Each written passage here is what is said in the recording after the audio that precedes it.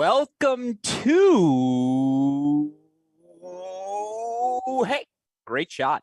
This is the Great Shot Podcast, a Cracked Racquets and Tennis Channel Podcast Network production. My name is Alex Gruskin. On today's show, we've got another edition of The Deciding Point for all of you listeners, our weekly breakdown of all the action happening across the Division I college tennis world. On today's show, we get to preview some conference tournaments as postseason action gets underway across the country. So many teams fighting for their spots in the NCAA tournament, whether it be as a top 8 host, not only for the first weekend, but of course for those coveted super regional Sweet 16 matches. We've got teams fighting for top 16 positioning, teams fighting just to get in to the NCAA tournament. As such, desperation is going to be a theme on today's show. We'll talk about who has separated themselves, who is still in the hunt, who needs to fight for their lives over the final few weekends over the course of this 2022 regular season. And of course, if you are going to break it all down, you better have some help to do so. Thankfully,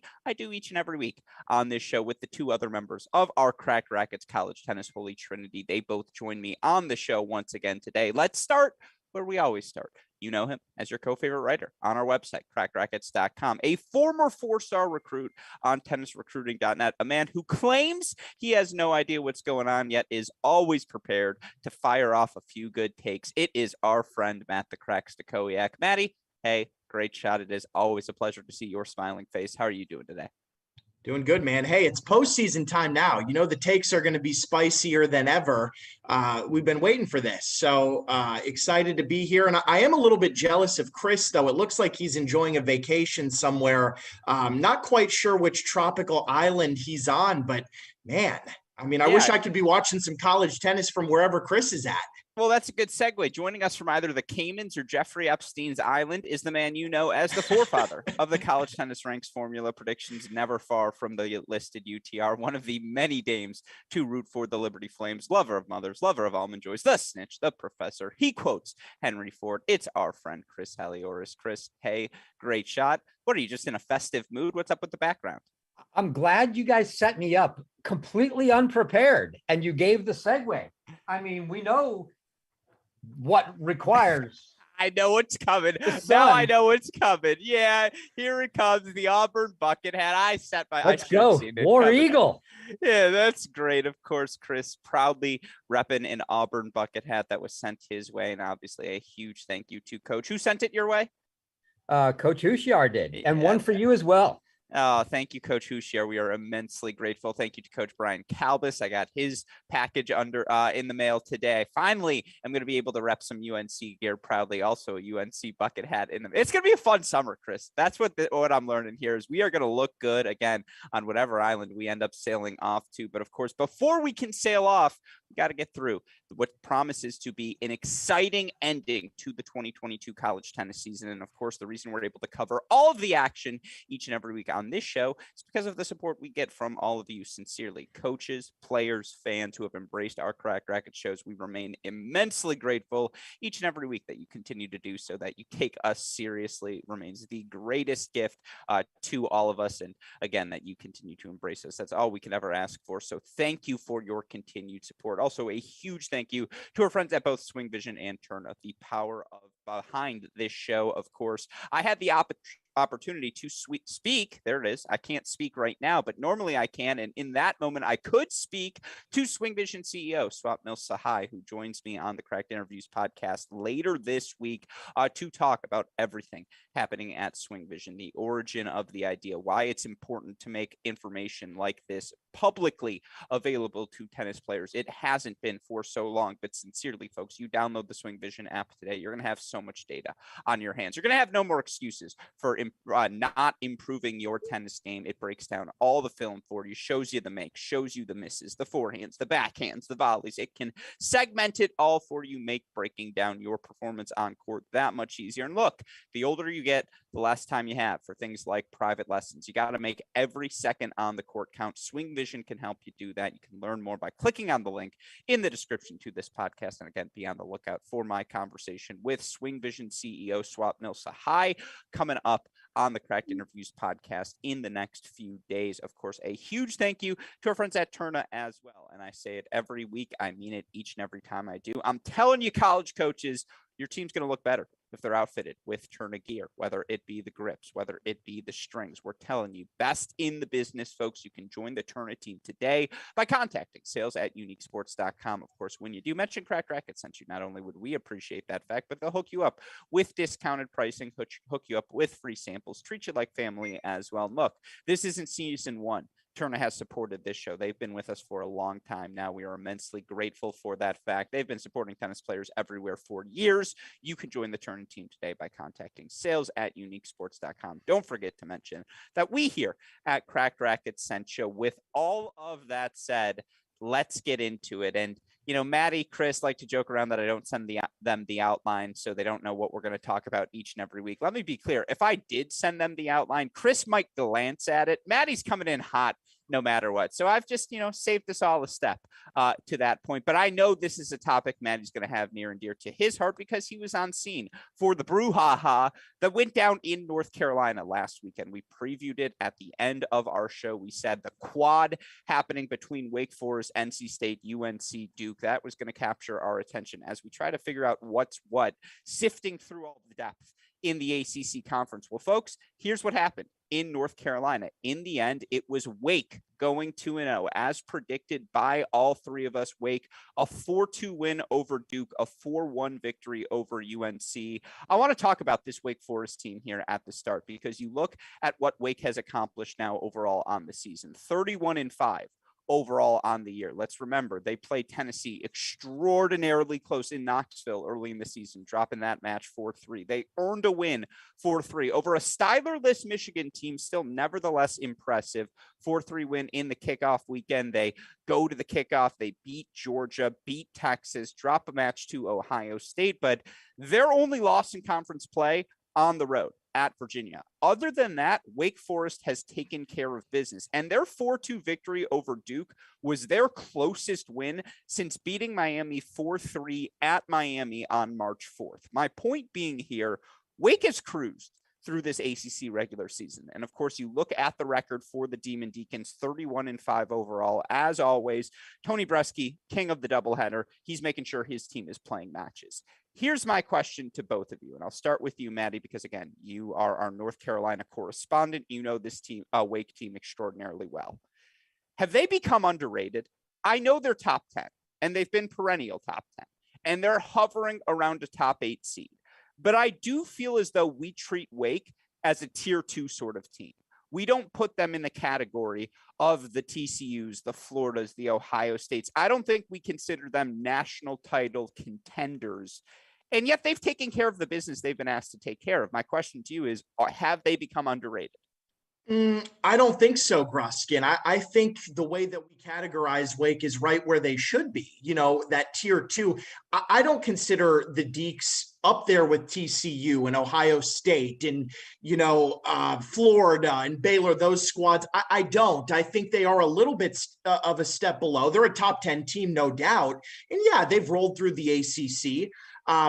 They are a very, very good team. And yeah, I mean, they can put a scare into all of those teams that are ranked above them. But for me, I don't think they're going to win the title this year. I don't think they're going to make that run and beat, 2 or 3 of those top 5 teams in a row. Yeah, they've had a great conference season, but they're not even number 1 in the ACC. I mean, I think Virginia is the best school in the conference. So look, for me, Wake is right where they should be. They're a top 10 team. They are a really, really good squad. I don't think they're underrated though. I mean, I think the way that people are viewing them is right where they should be. So I think back to the 2017 season where Wake, North Carolina, Virginia, all 3 extraordinary teams at the top of the ACC, they all battled and, jockeyed for positioning all year long. Ultimately, all 3 make the quarterfinals, and, UNC beats Wake in that quarterfinal 4-3 match clinched by Bo Boyd, and it was a thriller.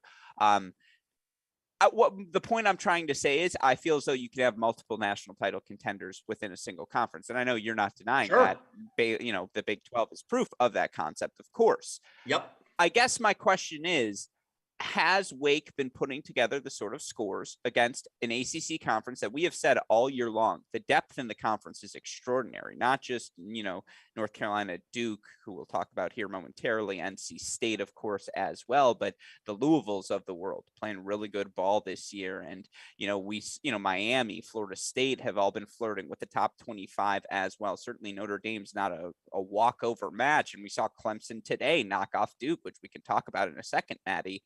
Chris, I'll pivot to you as well.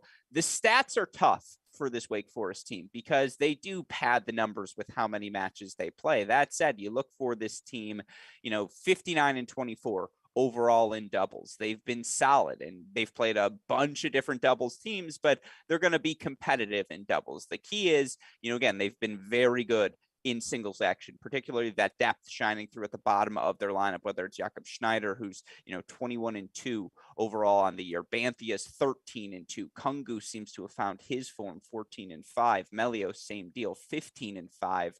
But they're all I can't believe I'm forgetting some of the other players who have just found the rhythm here. That the roster is so big over the course of the season. Again, where are you with this Wake Forest team, Chris? Well, my first question is, and I feel like we followed Wake pretty closely early in the year, and the guy to me that seemed like he was the exciting in the heart of that team was Maroney, who hasn't played in a month and a half. So, to me, yes, they've got all kinds of depth, but I think they're going to need him. They've got Kungu back playing now. I mean, I think Schneider's been huge for them down low in the lineup.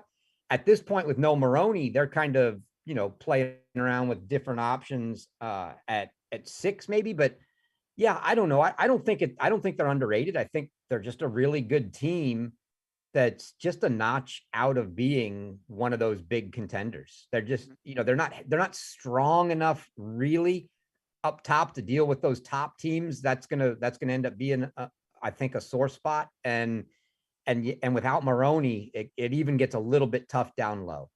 Yeah, I mean, I don't love Gruskin, Nava and Karamov at 1 and 2. I just, like Chris just said, I don't love the top of their lineup when you match them up with a lot of these other schools. I think they're lacking there. I know they have depth, but it's not going to win them a title this year. It's not that kind of depth. Well, it's the depth that definitely separates you from the tier 3 schools, right? Those teams who aren't going to be hosting top 16. You're absolutely right. And you look for them against Duke, North Carolina this weekend. They take 2 doubles points. That's big for this Wake Forest team that has struggled with doubles dating back to the Hrisokos days, where it was, all right, guys, we drop a doubles point, whatever, we'll go find 4.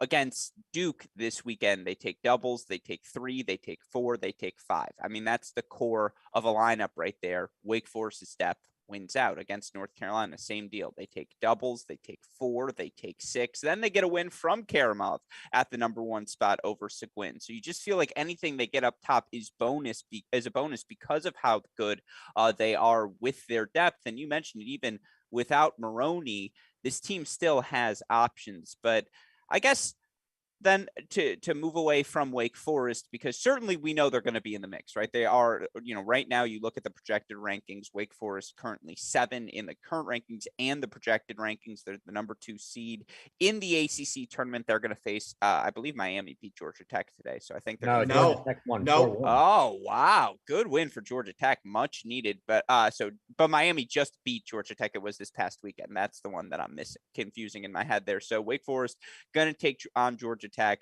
Then they're going to face the winner of North Carolina NC State, which is your other quarterfinal match in the ACC tournament. That's going to be fascinating. And with that in mind, let's move on to the other teams who are probably the more interesting of this North Carolina quad, because again, we have talked all season. What is this North Carolina team? I don't think any of us are fairly certain what they look like. On their best day, they can be frisky. And certainly this weekend, they return the favor. They were knocked off earlier this season in Chapel Hill 4-3 by NC State. They go to NC State on Sunday, and after losing that match to Wake Forest, they take a 4-3 victory. Now you look in this match for the Tar Heels. I think obviously it's notable that they drop the doubles point in this match, yet ultimately still find a way to earn the victory. And, for them, it was Cernak jumping up to the number 1 spot and here to win over Nava against Wake Forest. He gets a 3-set win over Luque here against NC State. They also get victories from Seguin at the number 2 spot, Murphy at the 6 spot, and then Logan Zapp with the clinch at the 4. I mean, again, Maddie, it's a really nice win to win 2 3-set matches to clinch if you're the Tar Heels. Cernak's legit. Like, he has taken the leap this season. And last year he was all right, he's at 4. He's our must-have point. Well, when you go through a season like that, what it does for your confidence, you can just see it on court. Cernak is, again, I know this is one of those intangible things, but you can tell watching someone play, if you watch enough college tennis, the guys who just know how to win college tennis matches, who have found that second gear. And Cernak has hit that gear this season. Yeah, of course. But I mean, look, I've always been a believer in Brian Cernak. Big lefty, smooth game. I liked him coming into college. So nothing that he does really surprises me, but he can't just be a one-man show. I mean, this Carolina team, look, for me, I think it's all going to depend on their draw. When we get to the NCAA tournament, I don't think they have a chance to make the quarterfinals. I mean, I think for them, if they make the round of 16 and they win their first 2 rounds, that's going to be good enough for them. They're not going to get further than that. And I don't even know if they make the round of 16. It all depends on the draw. Who do they play in that second round match? That's going to be, for me, that's going to determine it. I know they had a good win over NC State. I was not there for that particular match. But again, NC State is, what do we value NC State? 20 in the country? I mean, we're not talking about a top 15, a top 10 school here's here. Where I would push back is you have to beat that team to get to the Sweet 16. And right now in the rankings, and Chris, Professor, they're going to have to beat somebody better than NC State to get to the Sweet. But here's the deal. Right now in the projected rankings, USC 14, Arizona 15, Stanford 16. Only one of those teams is winning the Pac-12 tournament. Make that Arizona 16, Gruskin, because that loss today is not in yet. Well, so Carolina's on their heels, and that's where you're going to go. If they beat NC State, if they beat NC State, they're, at least for the moment, into the top 16. So there's the answer to the question, is because Arizona gets knocked off today by Washington. By the way, that's over 2.5, fellas. You're welcome. I'll take the victory. I'll see you in Champaign. We have to go this far to get to 2.5. You understand? We were talking conference tournament. Gruskin doesn't count. We were talking regular season. Super producer Daniel Westoff, I need a ruling out of you. Come on, to do it in this fashion, you're not going to count it? Were they legit at 2 before today? I'm pretty sure they were legit at 2 because they got swept by Arizona. Yeah, today doesn't count. No, you're wrong. We're agree to disagree. Because actually they won yesterday, didn't they? It was a Pac-12 match. That said, Arizona knocked off by Washington, so they now have no more opportunities for points leading into the NCAA tournament. USC, Stanford, again, only one of those teams is going to win the Pac-12 tournament. I'm not sure what the draws look like. I'll try to pull that up, or Chris, if you know it off the top of your head, please let me know. But again, North Carolina now faces NC State. If they win that match, Chris, is it as simple as, well, yeah, that will be good enough because you look behind North Carolina, Middle Tennessee, who drops a match to Tulsa. San Diego beats Pepperdine, but they don't really have, 2 WCC matches this weekend. Those aren't big point getters. Obviously, NC State plays North Carolina again here in the quarterfinals. I would argue both of those teams are probably still in the mix. Yeah, I mean, it's not a given, but certainly should North Carolina knock off NC State tomorrow, they will, for the moment, be a host. They'll be in a virtual hosting spot at that point, and knocking Arizona out, and in all likelihood, probably knocking Arizona out for good. Now, granted, North Carolina, barring winning the entire tournament, still has to lose a match, which will, drop them some, not a lot though, considering it's likely to be, Wake Forest or Virginia, right? And the Pac-12, yeah, I mean, I've got the Pac-12 draw for, that Washington now gets UCLA, And the other side is, and I don't even know if those matches have been played yet. It's the USC Cal winner against Stanford, Arizona State winner. Okay. No, I mean, again, you look further down the rankings. Pepperdine, they don't have much left. Duke knocked off by Clemson. A&M knocked out by Arkansas. Louisville, sure, if they go on a run here. Although, did they win today or did they get knocked off? No, they didn't Louisville play. didn't play. They're the Yeah. 4th seed. Yeah, exactly. So they could hypothetically go on a run, but like that's another interconference sort of run. We're down to the wire, folks. Like, we know who our teams are going to be. We play our game cross off with the rankings. Well, we have our final, 5, 6 teams competing for those final top 16 spots identified now. North Carolina stays alive with that win over NC State. And again, we're going to do not a 30 for 30, but like a 4 for 4 on Logan Zapp, and just be like why this Logan Zapp career might have been the most fascinating thing to happen in college tennis over the past 18 months, because he's their swing player. Like, when he wins, they win. When he does not win, they do not win, because like Zapp's going to scrap. I mean, sorry, too easy. Hey, great shot. No one is going to give me a hey, great shot. Come on. That was a layup. But Cernak's going to do his thing. Kiger, Cernak, Seguin, I like the pieces they have in doubles as well. And, they're scrappy at the same time. For this NC State team, they get a big win. And Maddie, you were there, so I want you to break it down for us. They knock off Duke at home, and you look for NC State now. Again, they are very much in the hunt for a top 16 seed. They beat Virginia Tech today 4-1. They've got another shot at UNC, who they beat 4-3 in Chapel Hill earlier this season. It was a 4-0 win for NC State over your Blue Devils, Maddie. Give me a reaction from the scene.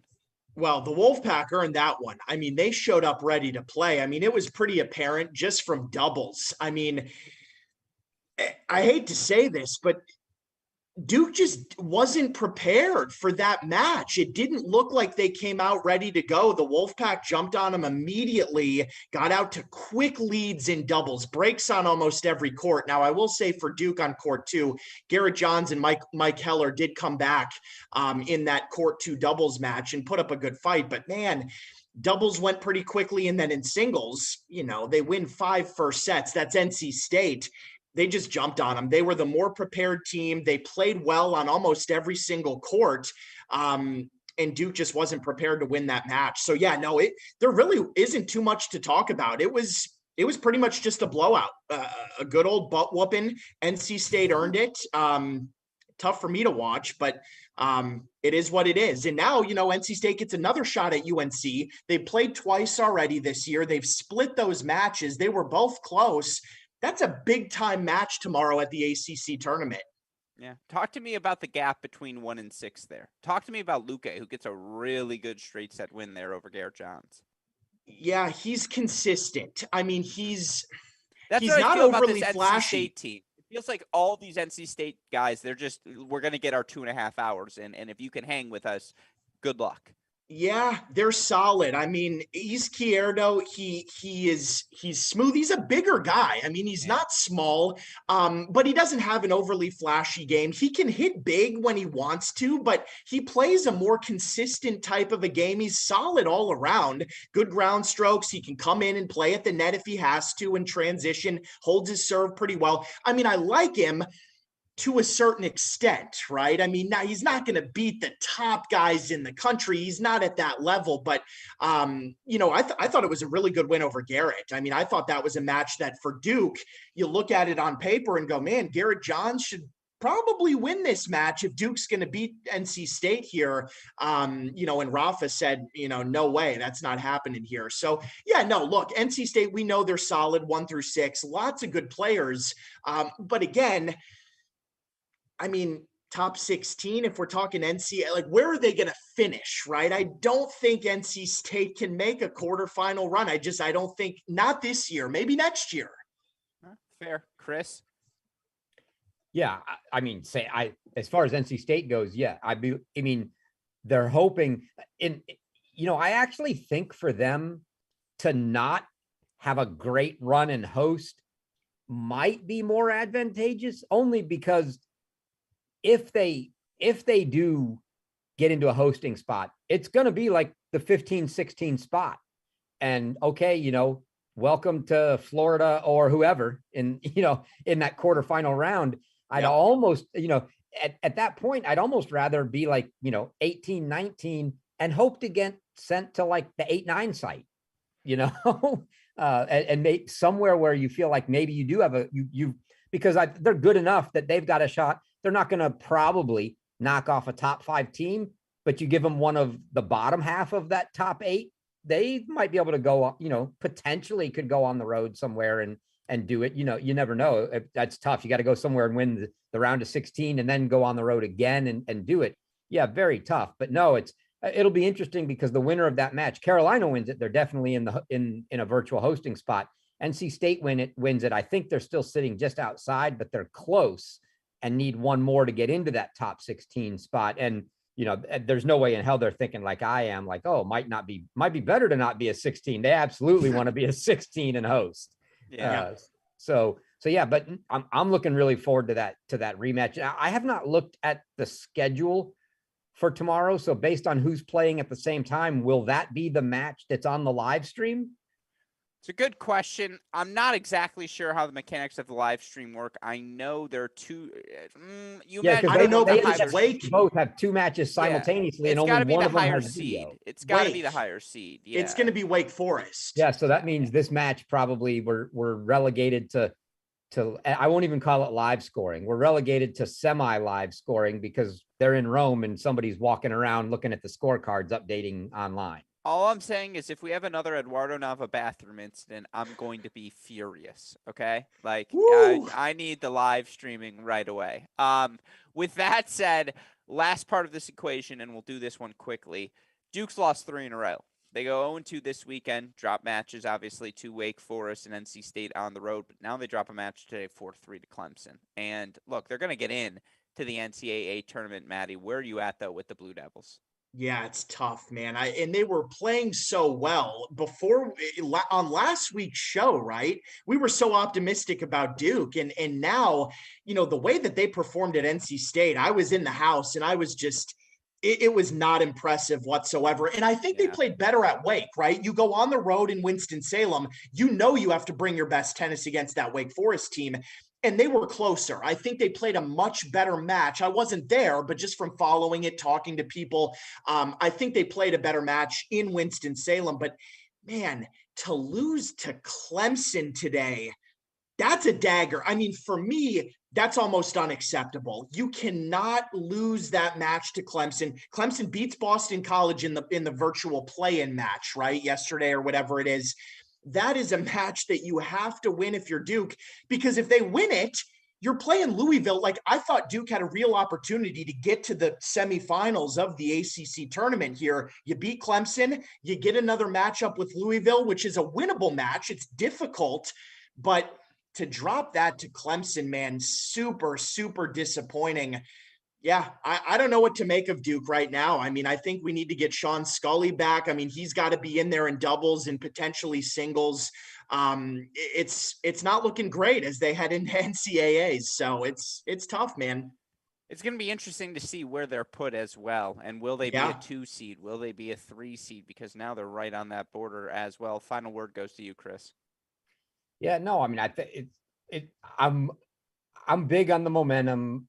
Losing 3 matches in a row, I don't have a lot of hope for these guys. I mean, clearly they're not. And they should be a 2. A quote unquote 2. The problem is, well, if they're a 2, they're a 2. But because of the way they place the teams now, you could have 2 2s at a site, or you could have 2 3s at a site without a 2. Because it's more geography based to limit the number of flights. But yeah, it doesn't look super promising to me. I was more interested to see what are the odds Clemson actually sneaks in.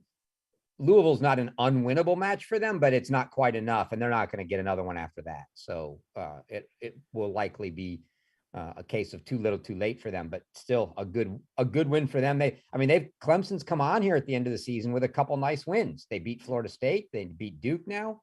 Yeah, no, they're the Nebraska of the ACC. I would argue, the big thing, this Duke team brings most of their pieces back next season. But with how promising the start was, particularly in ACC play, and, you beat North Carolina, it's all rolling your way, and just, things slow down for the Blue Devils down the season home stretch. And yeah, it's limping into postseason play. Now they've got some time to recuperate, certainly, but that was a disappointing weekend. And certainly they would have hoped to at least go 1-1. But shout out to me and Chris. We got it right. Good predictions, Chris. Fist pump through the camera screen there as we get the job done. No, you didn't. Well, Gruskin did better than me because Gruskin actually called it correct. Yeah. I said that NC State would go 2-0. We both called the Duke 0-2, but I thought NC State would get the other home win. That's right.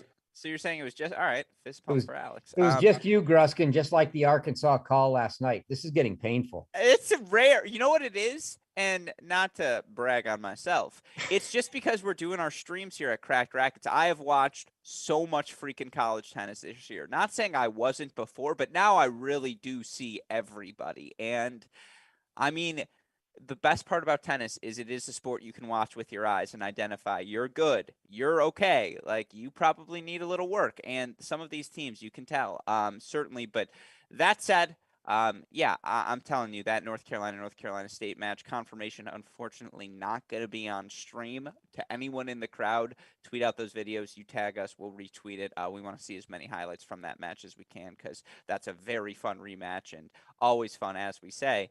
It's really hard to beat a team twice in a row, given in a week span. So we'll see what happens there in that battle for North Carolina rematch. With that in mind, let's move on here to some of the other action that happened outside of the state of North Carolina. And, one of the big results and a team we'd been monitoring, and I know we talked about this on our SEC podcast, Chris, which everyone can go listen to on the Great Shot podcast feed, but Vanderbilt officially knocked out of NCAA tournament play, and they had their opportunity, certainly, but you look for this Vanderbilt team knocked out by Mississippi State 6-1, knocked out by Mississippi 5-2, then they lose yesterday to Alabama 4-3, and, mathematically, that probably is the nail in the coffin, but, Maddie, this team, I believe, was 12-1 in non-conference play, got a huge win over North Carolina, big win, I believe, over Columbia as well. And look, they played a bunch of teams tight throughout the course of the SEC season. You think about the LSU match, you think about the Tennessee match at the same time. Is this a disappointment for this Vanderbilt team, who we didn't have expectations for coming in the year, but, to be so close and come up just short? For them, of course, it's disappointing. Inside that locker room, they're extremely disappointed. But I think on the outside, like you just said, Gruskin, what were the expectations coming into the year? I don't think we can look at it and say it was a disappointing season. I mean, they play in the SEC. There's so many good teams. Vandy's always at the bottom of the SEC every single year. So no, for me, I don't look at it as a disappointment at all. I didn't have any expectations for this team, but they're looking at it going, man, if we had just won one or two more matches, if we beat Ole Miss or, we beat Bama in the SEC tournament, they string a couple more together, then they make it in there. But, for me, no big deal. Yeah. This is one, though, I have to take the L on because I was high on this Vanderbilt team. I watched them play. I thought they were good in doubles just across the board. And I do think pieces like Klopper and, some of the guys they bring back, I think there are things to build around moving forward. I would push back against the Gonzalez Austin's teams. They were Sweet 16-ish. They were not bottom of the SEC. Vanderbilt tennis has been better in recent memory. My whole argument, though, is look at the success they've had on the women's side. And I think on paper, Vanderbilt, which is not an athletic centric school, obviously more academic centric, more academically rigorous. That said, it's an SEC school. It's a gorgeous freaking campus. Vanderbilt's one of those hidden gems that you just feel like if they get things clicking has perennial top 16 upside. And I don't think you can say that about every program, Chris. And it just felt like things maybe, again, it felt like there was a little spark there at the start of the season. This is a program I'm watching heading into the offseason of next year. Yeah, they got off to a good start. And I have to, so first, before Parsa sends me more messages with corrections for you, they played neither North Carolina or Columbia this year. They did beat Northwestern. No, did I say North Carolina? I meant North Carolina. I meant and then you said Columbia. I think that was supposed to be Cornell. Oh, did I? Yeah, okay. Look, it's been a long night. All right, let's keep going. Yes, thank you. But yeah, no, I mean, they did. They got off to a really good start, and it looked like Harwell and Freeman, the fifth year guys that were going to carry that team were going to get off and going well. And it just, it never materialized. Once they hit the SEC season, they started off with a couple of those good out of conference wins. And, like you said, they went, they go 2-10 in the SEC, and then to finish it off with the loss to Alabama, who went winless in the SEC. It was definitely a disappointing year. Yeah, it's a team to watch. It's I look at them, the trouble that they're going to have is much like those Ivy League teams, in that you can't just go recruit anybody because of the academic quality of the school, right? They can't just bring in really good tennis players. They have to be really good students too. And so it's a little bit tougher there to find that type of kid. But yeah, it's a great place to go. And if you're going there, you're getting that education. That's it, you have opportunities. So there is a draw to go there, but it's a tough recruit. So it'll be interesting to see how they fill that class when they lose Harwell and Freeman out of there. On paper, Maddie, and don't get mad at me, Howie or Ian. On paper, you get a Columbia offer, you get a Vanderbilt offer. Where are you going? I mean, there's so many factors that play into it, right? I mean, you're asking me one or the other, but what are the circumstances? I mean, Columbia is the better. I mean, if you look at it, I mean, Columbia is ranked always higher usually than Vandy is. I mean, I don't know. I mean, I guess my argument would be any kid who's going to an Ivy League school, Vanderbilt should be sniffing around, right? Like, yeah, that's my argument, Chris. Right, sorry, go ahead, Maddie. If you want to play in the SEC, like if you're looking to play against guys that play for Florida and for Tennessee and for Kentucky, maybe you go to Vandy. Obviously, when you're at Columbia, you're playing in the Ivy League. It's a little bit different, but hey, I mean, Columbia, man, I mean, if you want to be part of a team that could make a bit of a run, especially during the indoor season and everything, Columbia's shown that they can do that. So I don't know. There's so many factors that go into it. Chris, final word goes to you. Yeah, I'm with Maddie on that. I think it's circumstance dependent. Are you there for the tennis reasons, for the academic? And even if you're there for the tennis reasons, are you there to try to finish as highly ranked as you can? You're probably not winning a national title at either place. Columbia's probably got the shot at finishing higher in the rankings. Vanderbilt's got the shot of giving you better play just because you're playing the SEC schedule. So, a lot of different factors. It's really what the kid's looking for. But I mean, I don't feel sorry for any kid that's got offers from Columbia and Vanderbilt. He's going to do just fine. It's funny. I'd say you guys have been listening too much to the Cracked Interviews podcast, but I know for a fact that neither of you listen to the Cracked Interviews podcast. So, yeah. No, it's fair. It's very circumstantial. All I'm saying is I think they can be the same tier sort of program. I think everything Columbia does, Vanderbilt should be capable of doing as well. And again, this is a step in the right direction after a couple of tough years for this Vanderbilt team. With that said, let's look to some of the conference champs we were able to crown over the past weekend, because we do have some regular season action completed. Congrats to Florida, who runs the gauntlet again, undefeated in SEC regular season play, Chris. I mean, only one win this weekend over Texas A&M, but this Florida team has rounded into form. I mean, I assume all three of us are voting them number one right now in our rankings. We are.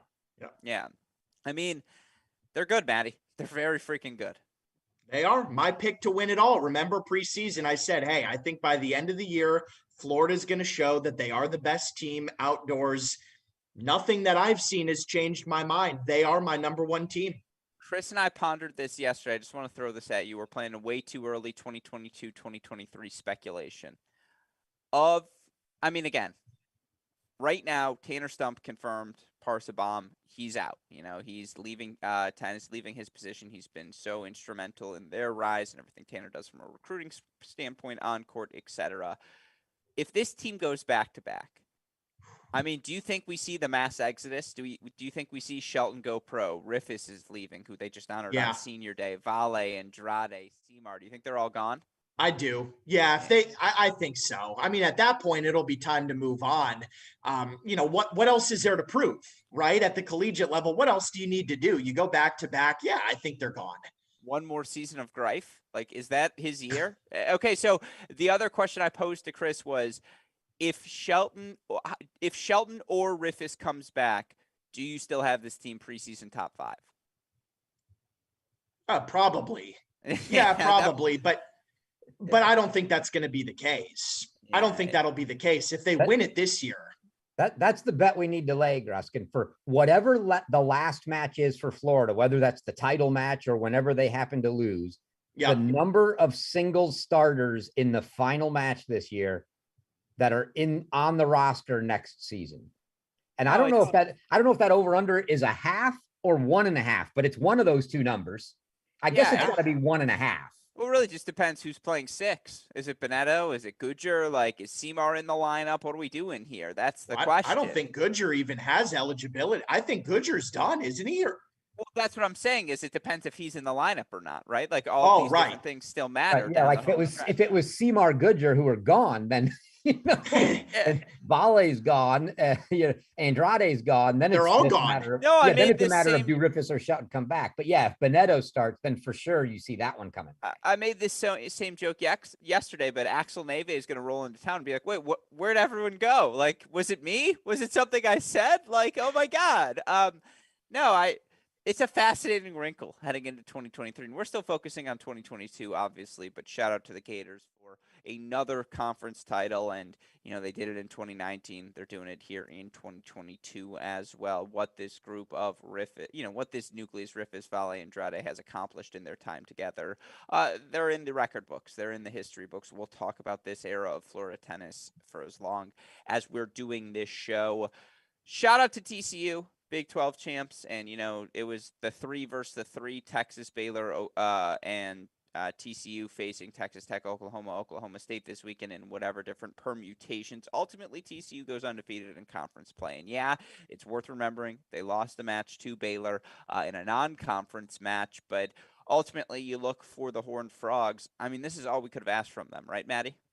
Oh yeah, no, they deserved it. They've been dominant. I mean, national indoor champs, right? I mean, this team has been really good from the start of the year. I'm not surprised that they won the Big 12. It came down to that match against Baylor. And it is funny because Baylor clipped them the week before in a non-conference match. But that's just how it goes. They beat them in Fort Worth, and then they lost in Waco. That's right. That's right. So, sometimes that happens. Not too surprising.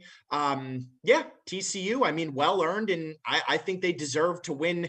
If you really look at it overall this year and you stack up the Frogs with Baylor, with Oklahoma, with Texas Tech and Oklahoma State, all 6 of those teams, I think we can all probably agree that TCU deserve to win the conference this year. I mean, that to me, I think that's kind of a no-brainer just based on how all these teams played throughout the year.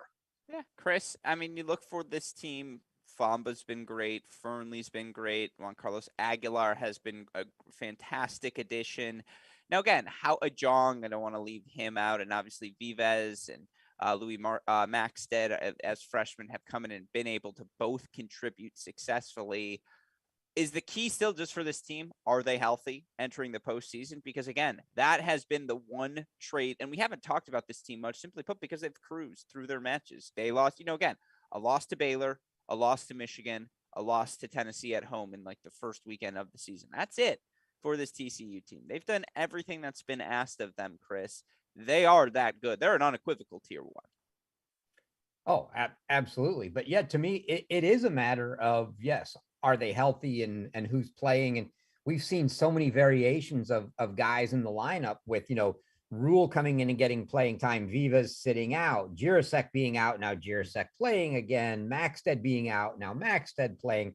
I have no idea what that lineup's going to look like other than the only 2 guys that I'm really confident are for sure going to play are Famba and Zhang. I mean, after that, I never know, who it's going to be, but they've, they're good. And as long as they're healthy, and that's really as long as that's a coach's decision and not hey, that's what we're forced to play because we've got some guys hurt, then yeah, they're clearly one of the top contenders for the title. Yeah, I mean, I think we know Aguilar and Fernley are going to be in that lineup as well. And again, you look for them. Famba 13-4 on the year. Aguilar 13-6. Jong's 19-4. He really has stepped up this season. And Fernley 15-5. Now, beyond that core, there has been a mix. Vives 10-5. Maxted 8-6. Jirasek 6-5.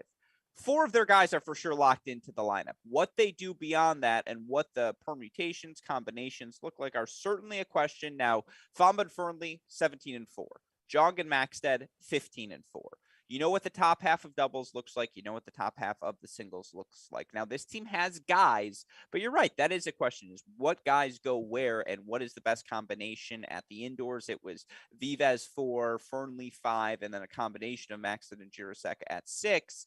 Always amazing. 4 months later, we're still not 100% confident what that combination is going to look like in the Big 12 tournament. But again, credit to TCU, who is just taking care of business throughout the course of this season.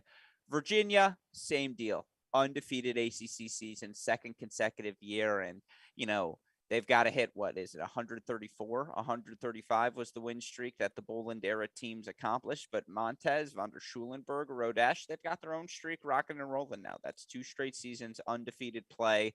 I think we all know this. I mean, we'll talk about them after the postseason tournament because that ACC conference promises to be fascinating. The last thing I want to get to here, Arizona in the Pac-12. What the hell are we going to do with this Pac-12 conference? And, you know, again, looking at the results that unfolded over the course of the past weekend, you know, I just have a list of bullet points here I want to refer to as we look at this Pac-12. Right now, again, Arizona clinches the regular season conference title. They go undefeated in Pac-12 play. They beat USC on the road. They beat Stanford. They beat Cal. They beat everyone. Again, undefeated in conference play. Well, then they lose a match to a desperate Washington team. And credit to Washington, who goes 0-2 against the Arizona Swing. Lost to Arizona State. Literally this past weekend, a wise man once said it's damn near impossible to beat a team 2 times in a row in 5 days. We see that theory playing out once again. What do we do with Arizona now? Will they manage to hold on to a top 16 seed? It's unclear. You look at USC outside of that Arizona match. They finished the season pretty strong in conference play. Dostanic has looked, if not, you know, the best, one of the 5 best players in college tennis. And you look for this team again, 18-5 overall, 7-1 in conference play. They're, you know, they've won, I believe now 7 in a row, including win over Stanford and, you know, at Washington, at UCLA, at Utah. Nice 4-0 win over San Diego, who's a top 20 team right now as well. I think we all agree USC is trending in the right direction. Beyond that, I think anyone's guess is as good as what we're going to say here on this podcast. I mean, Utah gets blitzed by USC, blitzes UCLA 4-0. But then, of course, UCLA beats Utah today to stay alive. And this is maybe the biggest story in college tennis that we're not going to dwell on because we're a glass half full sort of show. But UCLA has never, let me repeat, UCLA has never missed the NCAA tournament in their program history. As of right now, you look at the projected rankings coming into today. UCLA number 46 in the current rankings, 44 in the projected rankings, 13-11 overall. They beat Utah to hang on for dear life. And so again, this UCLA team, who has not had Drew Baird for the majority of this season. You know, he's been out. They're finding ways to survive. Washington, I mentioned, 0-2, but then they beat Arizona earlier today. Oregon got a much-needed 4-1 win over Arizona State. And again, as of right now, USC, Arizona, Stanford, they're all on the top 16 bubble. Utah is the only team, now that they've lost, they're in. Like, their story written. They're into the NCAA tournament. But Washington, Cal, UCLA, Oregon, they're all on the bubble. And so I'm going to go to the professor first here, Maddie. Chris, help us sift through the Pac-12. What exactly is happening out west? Well, man, I'll tell you what, it sets up a really, really interesting match tomorrow because right now, after that UCLA win, we've got them sitting 44, Washington, and after the Washington win over Arizona, Washington sitting 46. the cut line figuring to be in the 43, 44. It's usually between 42 and 44. It looks like probably a winner's in, loser goes home match. I mean, if UCLA wins, they're in. The couple spots higher they are moves them up a little bit more. I was just going to punch in. If Washington wins, I think it still might be the case that Washington gets in the tournament, which would make for just a fascinating matchup. Like you said, UCLA never missed the tournament. It would be hard to imagine UCLA not making it. Washington, even with the win, goes to 43. You still have to lose a match if you don't win the whole tournament. So they may need that and another. It's a little tougher road for them. UCLA, I think if they win the match, they're in. But yeah, what to make of the Pac-12? Same thing we've said all year. Who knows? Arizona, if they're on, seems like the best team. They seemed like the hottest team until today. Now I go back to USC. I don't have, just the lack of momentum in Stanford doesn't make me feel great things about them. But they could just run the tide and win the Pac-12 tournament. Who knows what's going to happen out there.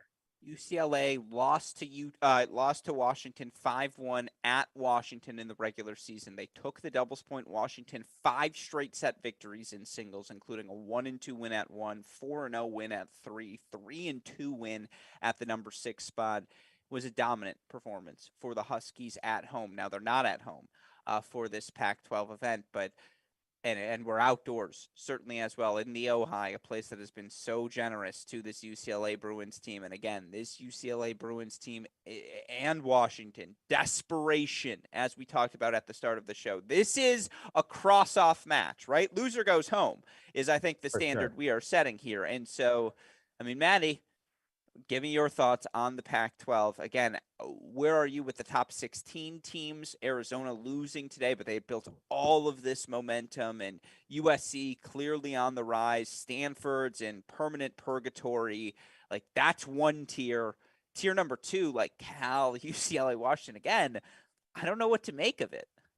Yeah, but I kind of knew this was going to happen, guys. Remember preseason, we were talking about it. The Pac-12 is so open, more open than it's been in my recent memory. I can't think of a year where heading into it, we were like, oh, shoot, is it going to be Arizona? Is it USC? Is it Stanford? Like, who's going to win? Who are the good teams? We knew that there was the potential for this type of chaos to happen. I didn't see the Arizona match today, so I don't know what happened there. Did they take them lightly? They had already beaten Washington earlier in the season. You mentioned that, Gruskin. That was in Tucson. So they won that match at home. Did Arizona just take them lightly today? They didn't show up. I don't know. I didn't see that match, but that is definitely surprising to me just because Arizona had been so hot. And now I would say the favorite is probably the Trojans. I probably have more confidence in them than any team remaining. I don't really have any confidence in UCLA, but certainly I think they could beat Washington. I know you mentioned that they did lose that match 5-1 earlier this season, but now they're outdoors, they're in California. I think they could beat Washington tomorrow and potentially make the tournament. It would be shocking if they missed. Like you said, they've never missed ever, never missed the tournament. So that would be really interesting, but I don't know, man. None of these teams to me are really a big threat. Arizona, I still believe, has the most 1 through 6 or 1 through 8 or whatever it is. I think they have the potential to get the hottest. And we saw that. Over the past few weeks, they had ripped off a bunch of matches. I still think they're dangerous in the NCAA tournament, probably more dangerous than USC or Stanford. But my confidence isn't super high. We'll see what kind of draw they get, Arizona. But now let's have USC and Stanford battle it out. That'll be a semifinal match, and obviously UCLA and Washington in the other. It's going to come down to USC or Stanford. Whoever wins that match is going to win the tournament. Going to get funky, promises that. And again, it should be a fun Pac-12 tournament. With that said, let me make one correction, Gruskin. I had said Washington was lower. I had neglected to put in today's win over Arizona. They're actually sitting in at the moment, and if they lose tomorrow, they only go to 42. So they're actually for the moment, even still in with a loss, technically might be able to squeak in if they lose. I still think the numbers will move up and they would get bumped, and it's probably a loser or go home. For sure, UCLA is a must win. Washington maybe could squeak in even with the loss. But I think it's a winner's in, loser goes home type scenario. Yeah, no, I like it. Well, with that said, let's move on to some of the other results we saw throughout the course of the weekend. And shout out to me bearing the Ohio State 4-1 victory over Michigan until we're 55 minutes into this podcast. But certainly that was the notable result. Now, here is my trivia question to both of you. Only 2 teams took points from the Buckeyes at home this season. Michigan, one of them in their 4-1 loss. Can you name, though, the second team to take a point off of Ohio State this season? And I got this trivia. So I asked this trivia at our tennis. We went to Tennis Point HQ yesterday, and I asked Nate Walrath of Tennis Point this question. He went to this school and he could not remember this fact. This is not this is going to be a tricky trivia question. Again, 2 points. Ohio State lost in the Ty Tucker Tennis Center this season. Just 2 points. One of them to Michigan. Can you name the second? Well, no, I can't. But is it a conference match? Well, because my first inclination, and I don't even know if that match was at home or away, would be Northwestern. That's what I was going to say. Incorrect. The match was at home. 4-0 victory. The Buckeyes cruised against Northwestern. Okay. Do you want the answer? It's not Kentucky. It's not Virginia. I mean, if you tell me it's Purdue, I'm closing the laptop lid right now. You're going to close the laptop even more. Xavier. Don't you remember Diego Nava knocking off Cannon Kingsley first weekend of the season? That's the only other point the Buckeyes dropped in Columbus this season. Here's what I'm trying to say. I actually I'm going to pivot here. Spin zone. Impressive win for the Buckeyes. No doubt about it. 7-5 win for Cash and Votes over Fenty and Aaron Schneider. 6-4 win for Lucianik and Boulay, who are, again, Lucianik, Boulay, Lucianik, Trotter, legitimate options for this Ohio State Buckeyes team. And I know Gary in Columbus, I know you knew the answer before either of these guys knew it. Well, I'm really upset that you told me you went to Tennis Point because I knew you were in Cincinnati, and that should have immediately triggered the Xavier thought. Yeah, and exactly. Look, you're better than that. Here's the thing. Bickerstaff gets the 3-set win over Robert Cash. And obviously that was a match Michigan had to have at that number 5 spot, particularly with how Bickerstaff's played. Here would be my spin zone for the Wolverines. On the road against the Buckeyes, they hung tough in that doubles point. Again, 7-5 loss at 1. It's 6-5 on serve at 2. 4 of the 6 singles matches in Columbus, a place where they had not dropped a point since, Xavier in the first weekend of the season. Michigan takes, 4 of the singles matches, 3 sets. And, Maloney goes 3 sets with Fenty after going 3 sets with Tracy earlier in the season. He's just legitimately top 3 good. I think we've learned that this season. Again, Trotter, Beatty at that number 6 spot. A little lineup chicanery doesn't matter. Beatty proves he is a legitimate option nationally against anyone at that number 6 spot. The disappointment is certainly Andrew Fenty, who doesn't need to be told that. Also, given all of Gavin Young's successes, to lose 1-3 to Van Emberg, that hurts, but it's a freshman in Columbus, 700 screaming Buckeye fans on top of him for the first time in his career. I know I'm monologuing here and playing defense for the Wolverines. Again, all credit to Ohio State. They earned it. Kingsley versus Styler, that could be an NCAA singles final. It would be worthy of the occasion. That was a pro tennis match with the +1 ball those two were playing. Buckeyes win, but my spin zone here's that for Michigan to go on the road 4-1, 4-3-set singles matches, they proved it. There are no more doubts. I know they didn't win, but Maddie, they're legit. Well, yeah, but we already knew this coming in. No, I don't think anything that they did. That's true. Okay, maybe it's me then, because that might be you. Yeah, Maddie and I have been voting them number 2 for the last 3 or 4 weeks until they lost this match. Yeah. This to me might be the most impressive thing we've done all season, because that Columbus, Ohio State doesn't lose in Columbus, and we almost had them. We played pretty damn well. Gruskin, if you remember last week's show, I picked Ohio State 4-3. I thought it was going to be close. I knew it was probably going to be close. So no, this doesn't surprise me. I saw this coming. Someone said 4-1, Gruskin. true. A wise Yeah. professor did predict 4-1. Here's the thing, though. It was a really close 4-1. And why this gives me confidence is now, let's say Michigan ends up as a 9 seed and has to go on the road. And, I appreciate the confirmation from Gary Young, who confirms Kingsley Styler was that good, and as we saw on camera. But if Michigan has to go on the road to a Wake Forest or to a Georgia or a South Carolina, for them to have, again, I don't think there's a tougher environment than against Ohio State on a Friday night. I feel good about this Wolverine team, how they've comported themselves and competed in their road matches to beat TCU, drop close matches to Wake Forest and Ohio State. They're just on the level like this season. That's clear for the Wolverines. That said, Ohio State dropped 2 points at home this season. 2 points. That's ridiculous. Shout out to the Bucks. OH, like, you earned it. No doubt about that. With that in mind, let's move on to our next best of the rest. San Diego, 4-1 over Pepperdine to take command of the WCC. Now you look in the projected rankings right now for this San Diego team. Still not a top 16 team. That said, San Diego right now 19th in the projected rankings. And again, they're 18-3 overall on the year. You would argue, well, outside of a loss to SMU, you would say that SMU loss might be their one bad loss. SMU's 25 in the projected rankings. That is not a bad loss, given what we've seen from the Mustangs this season. San Diego, 18-3.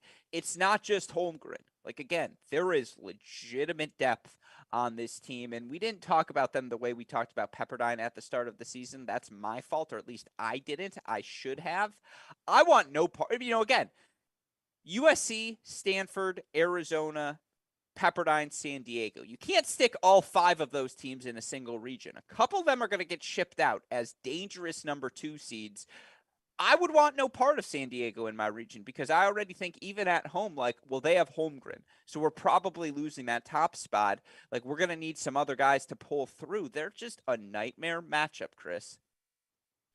Yeah. And I mean, Davies at 6 has been great. Yeah. I mean, it's, I definitely don't want to see them. I've been, as we were messaging with our good buddy Parsa today, they finally cracked our cracked Racquets top 16. I've had them 16 the last 4 weeks. I think the win over, that win over Pepperdine finally got them on the rest of our staff's radar to at least make them get there in our combined rankings. But yeah, it's one of those teams that I'm not concerned really. If I'm one of those top 8 teams, I'm not overly concerned about them. But if I'm the bottom, if I see San Diego as a 2 seed and I'm one of those 14, 15, 16 teams, I'm not necessarily looking forward to running into them, especially, matchup dependent. If knowing that they've got Holmgren at 1, and if that's your strength on your team, you're going, man, that becomes a clutch. We need that win, because if we let them get that, and then my other spots are weak and they can take advantage, that's, it could be a matchup nightmare for the wrong team for sure. Yeah. Maddie? Yeah, I think you guys have been a little bit higher than I have on San Diego for most of this season. Big win over Pepperdine. I was impressed by that. And I agree with Chris. I don't think they're a threat to the top 8 to 10 teams, but man, if they're the 2 seed and you're one of those lower, 13, 14, 15, 16s, yeah, you better watch out. I mean, San Diego they could make some moves there. So we'll see. Great win though over Pepperdine. I didn't necessarily think they were going to get that done. Honest to God, again, if you threw San Diego into the Pac-12 tournament, they would have been right there in the conversation with USC, Arizona, Stanford of who knows how this is going to shake out. Those would have been your perennial contenders, and we've seen what Pepperdine's done against some of those teams this year, but San Diego's done, again, 18-3 overall on the season. They've been spectacular, and, again, they're 2 wins away this weekend from clinching a WCC title. In this theme of, the non-Power 5 teams, yet those teams who are just as good as anyone across the country, a team we've talked about all season long, Middle Tennessee, they see their top 16 hopes probably put to bed. Unfortunately, Tulsa knocks them off 4-2. Chris, you're shaking your head. You say they're still in the mix?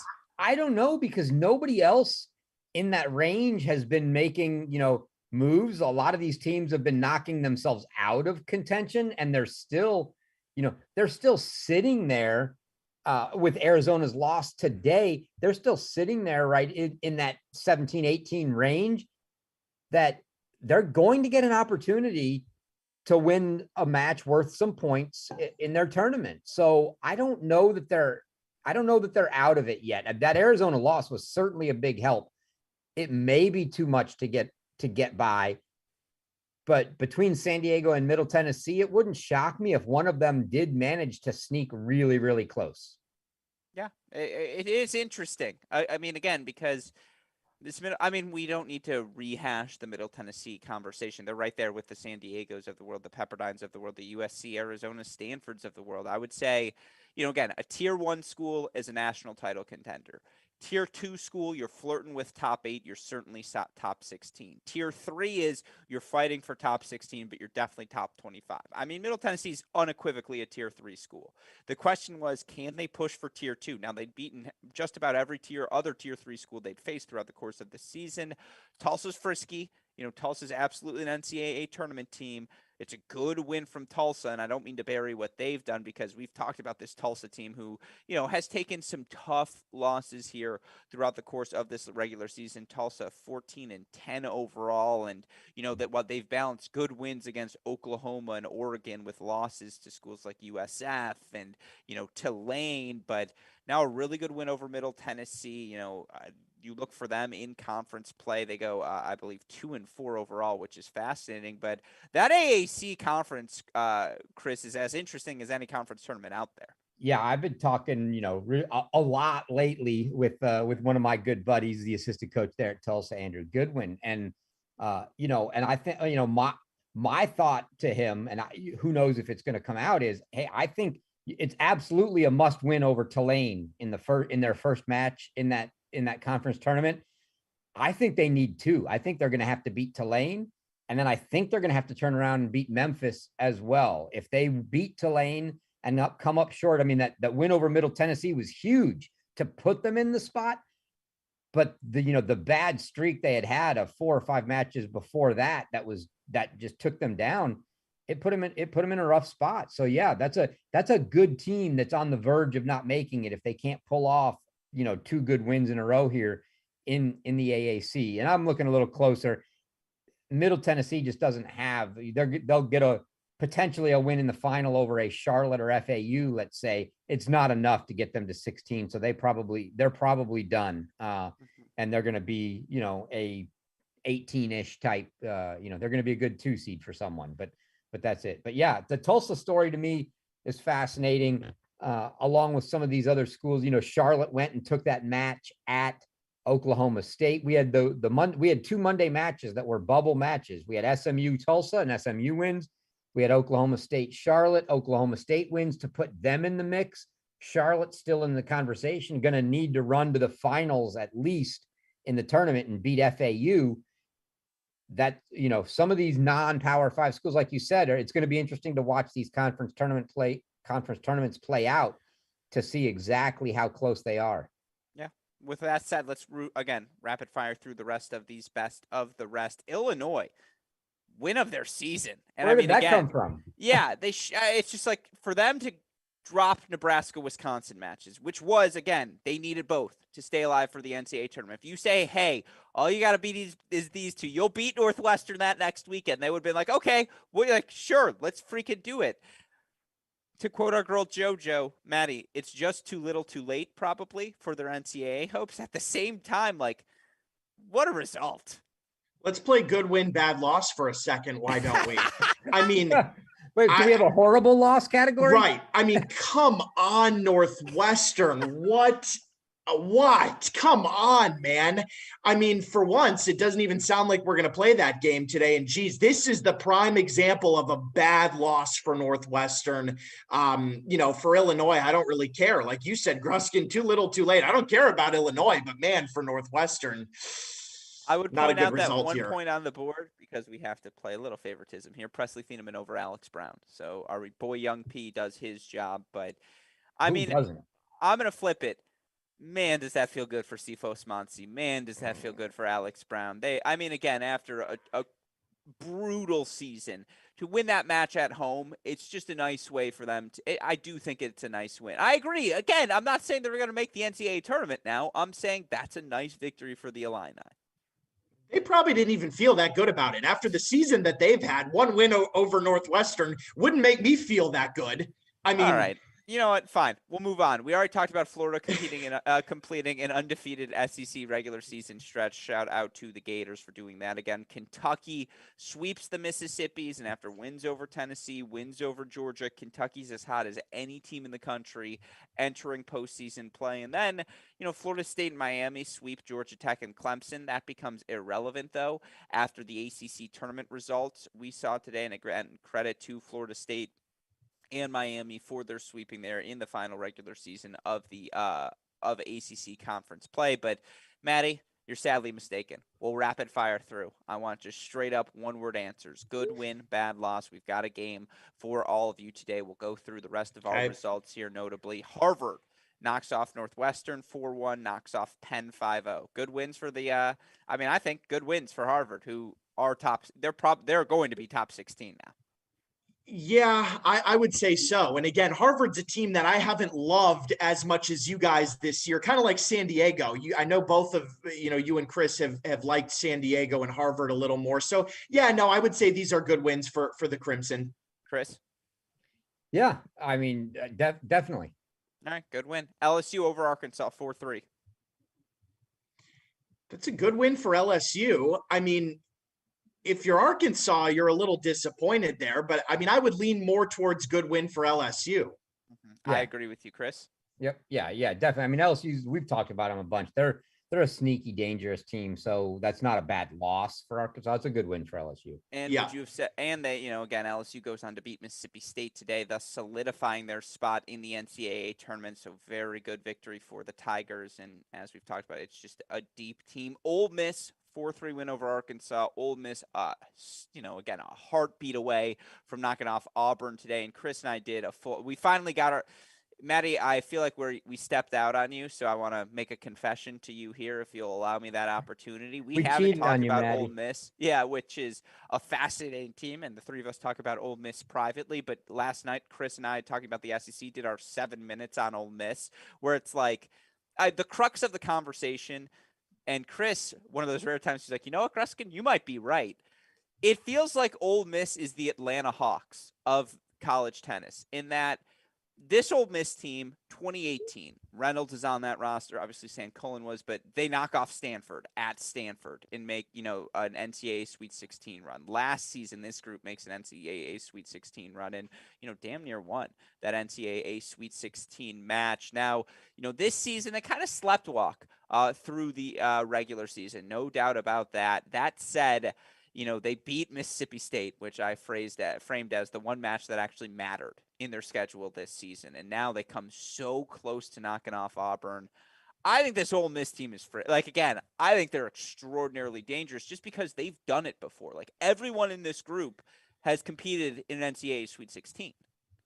Yeah, no, I agree there. They do seem dangerous. They've got some experience on that squad. This year, they just haven't brought it out nearly enough. The season has not gone the way that I thought it was going to go for Ole Miss. I thought they would have been better, but a good win over, again, if we're playing good win, bad loss, I think their win over Arkansas, it's a good win for Ole Miss, especially considering the season that they've had.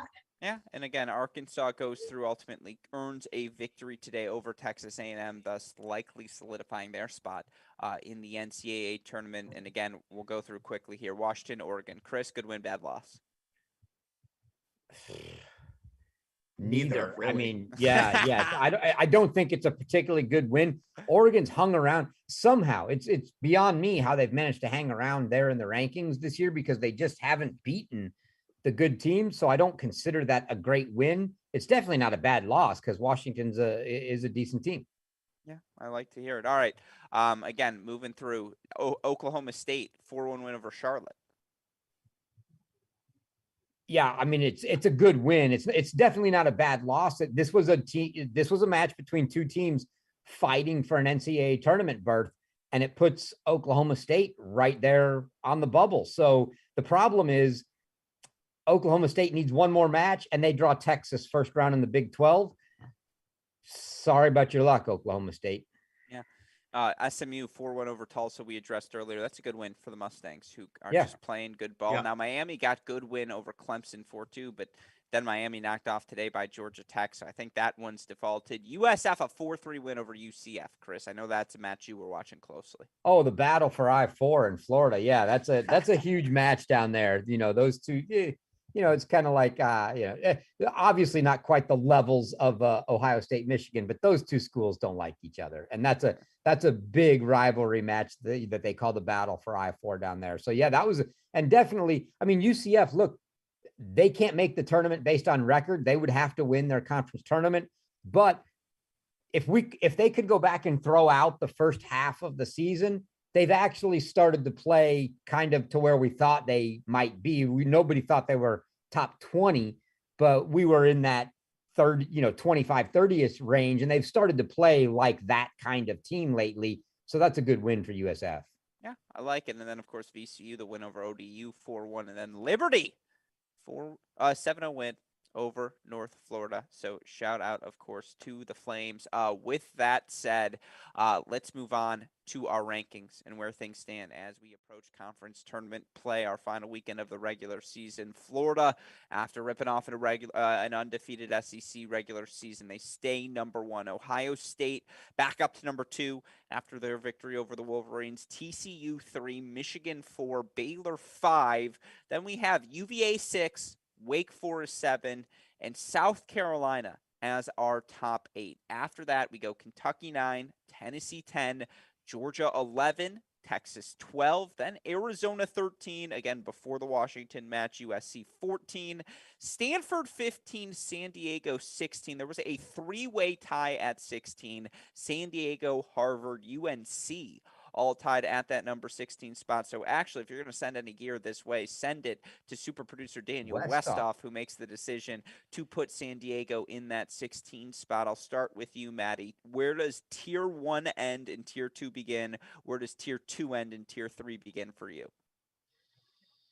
Probably the top 6, tier 1, I would say. And then tier 2. So just to clarify, your tier 1, Florida, Ohio State, TCU, Michigan, Baylor, UVA. Yeah, I think so. I mean, I think those are the teams that I would have the most confidence in right now for sure, that could make a run all the way to the title. Yeah. And then looking past that, Wake, South Carolina, Kentucky, Tennessee, Georgia, Texas. I guess you have to throw them in there, but tier 2 stopping after Texas. With Arizona's loss today, probably. Right. I mean, USC, like, if USC wins their tournament, like I would kind of want to throw USC in that mix as well if they win too. No, if that's fair. No, I think that's interesting. I mean, again, if they win it, I might bump Georgia down to tier 3. I would definitely keep Texas in tier 2. I'd also bump Tennessee up to tier 1 just because, again, if that team's healthy, Texas is in tier 2, Georgia's in tier 2. Chris, tiebreaker. I'm for sure drawing the line of tier 1 at 6, and I'm throwing everybody to 14 in tier 2. I draw the line before Stanford just because I don't believe, but up to that, disheartening what Arizona did, but I still think they're super dangerous. And I think all those schools from 7 to 14 are in that category of they could beat anybody on any one given day. I just don't think they have it to make it all the way.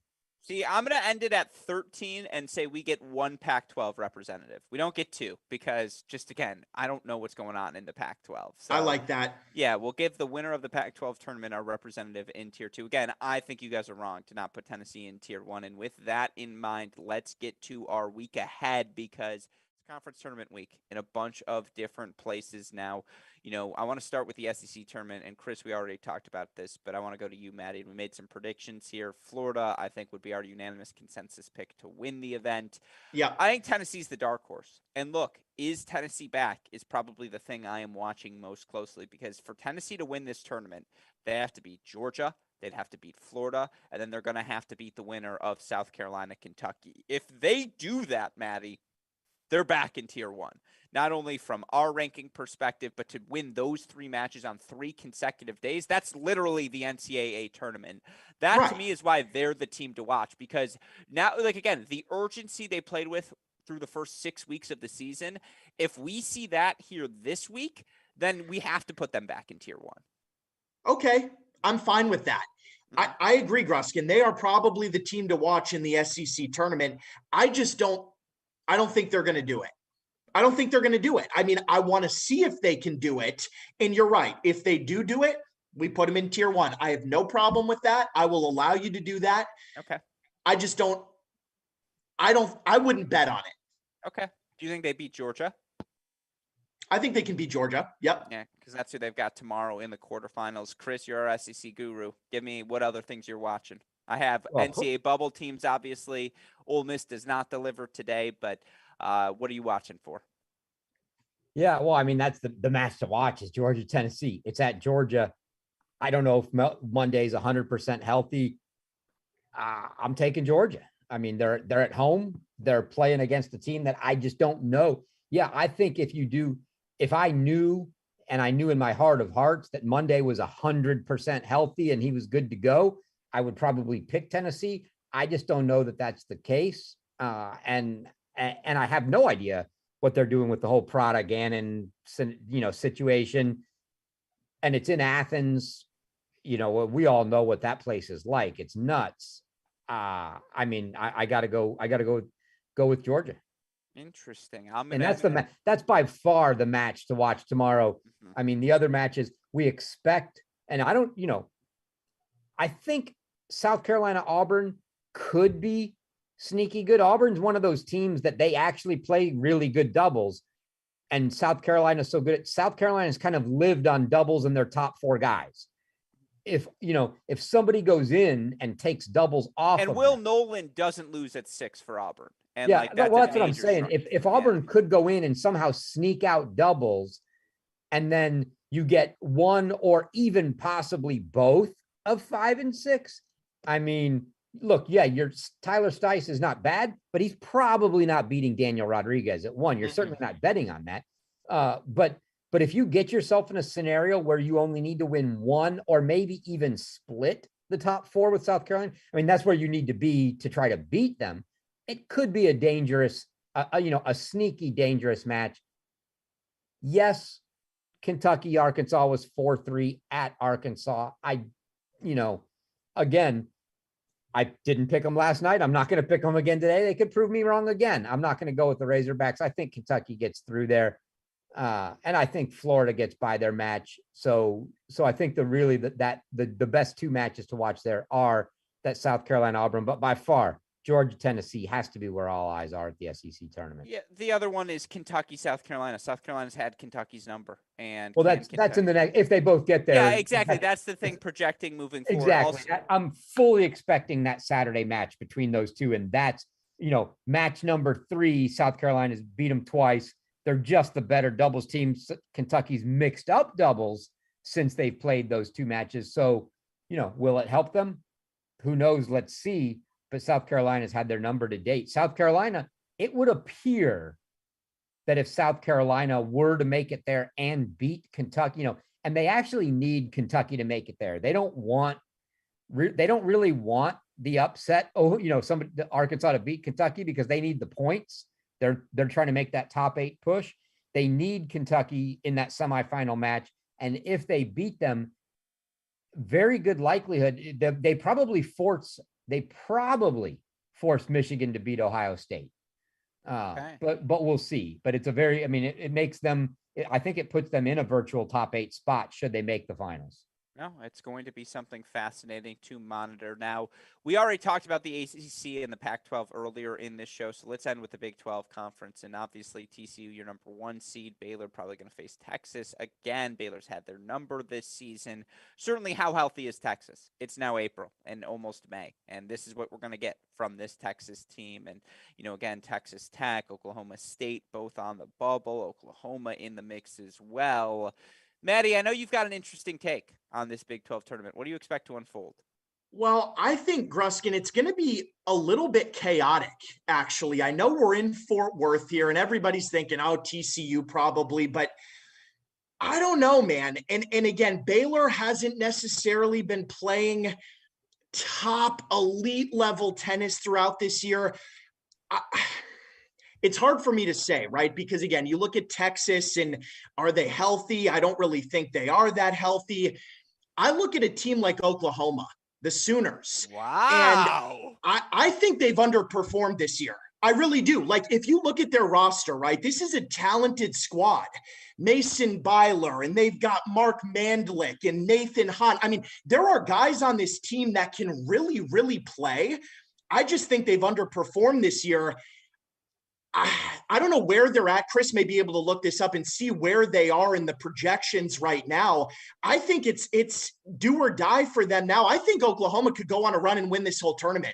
Well, I'm convinced you looked at my notes because I have this take mapped out and I say, is Oklahoma the dangerous sleeper? Because when you look at this Oklahoma team, again, Jordan Hassan has played some really good tennis throughout the course of this season. 27-11 overall. Mason Byler, again, 12-9. Mandlik, 16-6. Alex Martinez, 12-8.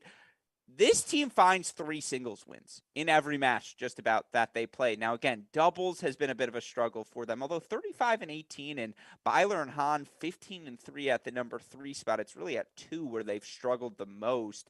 I mean, look, they play who, Gruskin? Texas Tech? Texas Tech, they play Texas Tech. So I like it. I'm going to take Oklahoma over Texas Tech in that first match, and then they would play TCU, right? Correct. I'm going to call upset alert there and say that Oklahoma knocks off TCU, and then I think they will play Baylor in the final. And you know what? I can't say that my confidence in Baylor is – I'm going Sooners. I'm going Sooners. I'm in. Look, here's the thing.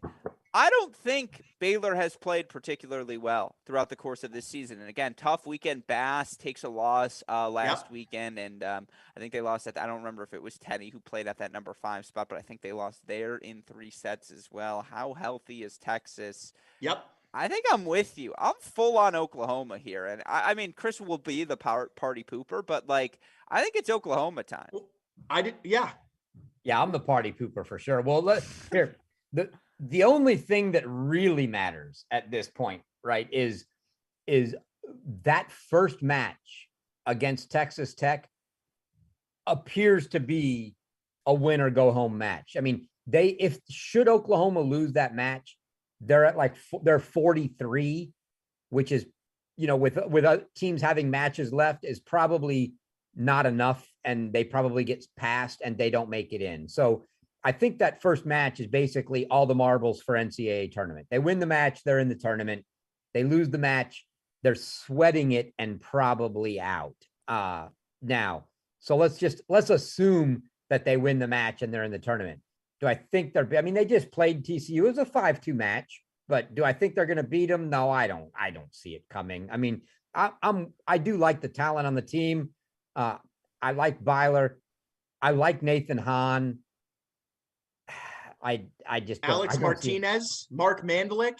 I don't see how they beat TCU. Well, I just don't see it. I will say this, Chris, and the coach will remain unnamed, but a certain coach may have implored us to see if we could convince you that we were picking Oklahoma simultaneously and see if we could get you to go with us. And you did not fold.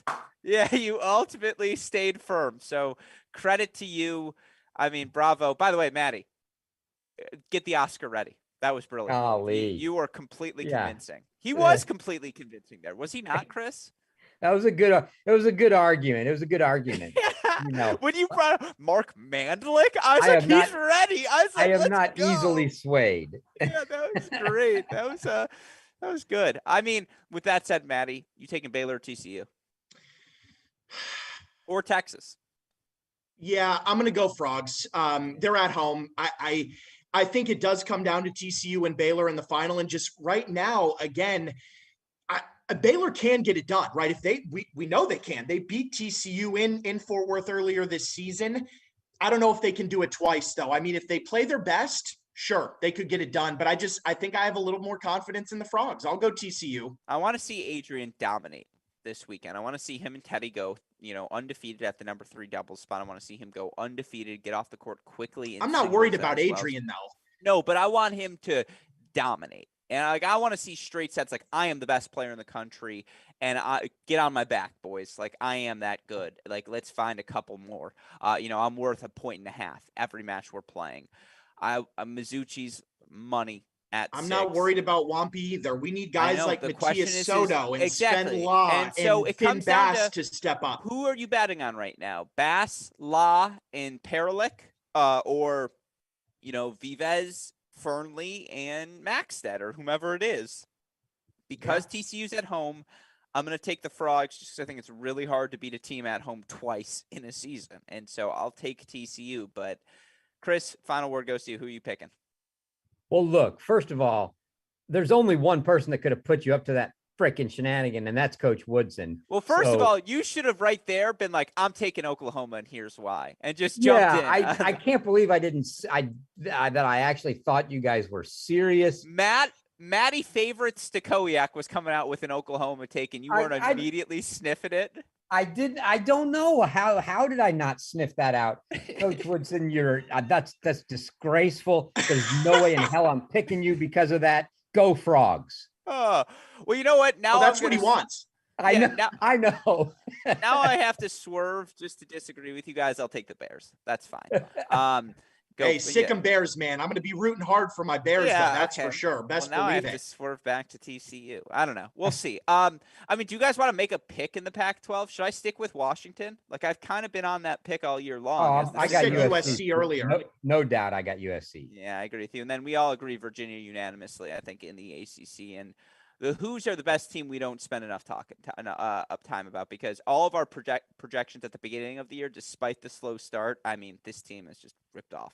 Yeah, they've had the luxury of that bad start to fly under the radar the entire year. They're tier 1 though. Yeah, I think we overstate what that really means. Like, it's college tennis. Nobody's going out there going, nobody expects us to win. It's good. I mean, those guys are going out there to win. I know, but it's our job to create those narratives, to make it feel like no one expects them to win. And so I think we've done a good job of doing that. But I think in our heads, they've been a top 6 team all year. Yeah, but again, after all those losses. And who are the Virginia losses to? TCU, number 1. Ohio State, number 2. Florida, number 3. Baylor, number 4. Tennessee, it's just like, come on now. Who are they actually losing to? It's all ridiculously and highly ranked teams above them. Yeah, Virginia's legit. And I think we all agree this conference tournament is another chance for them to show that fact. But what do we have on the week ahead here at Cracked Racquets? Our final Big Ten cross-court cast of the regular season, and we've got a couple of good ones on our hands. Certainly, you look across the board, I think one of the most fun storylines for us down the home season stretch has been the resurgence of this Nebraska team with all of the struggles they've had injury-wise, and they're not making the NCAA tournament, but they're going to finish top 5 probably Big Ten regular season. And again, that's a massive leap forward for this Nebraska squad, who's got Ohio State, and again, the Buckeyes have dropped 2 points at home this season. So it's going to be fun to see them compete. Certainly on the women's side, Michigan Northwestern's your gem. I mean, that's a match with Big Ten seeding implications, 2 top 25 teams. And that coverage starts at 11 a.m. Eastern time. Will carry through all the way to the end of our 1 p.m. Eastern time matches. We hope you join us for that. And as it has been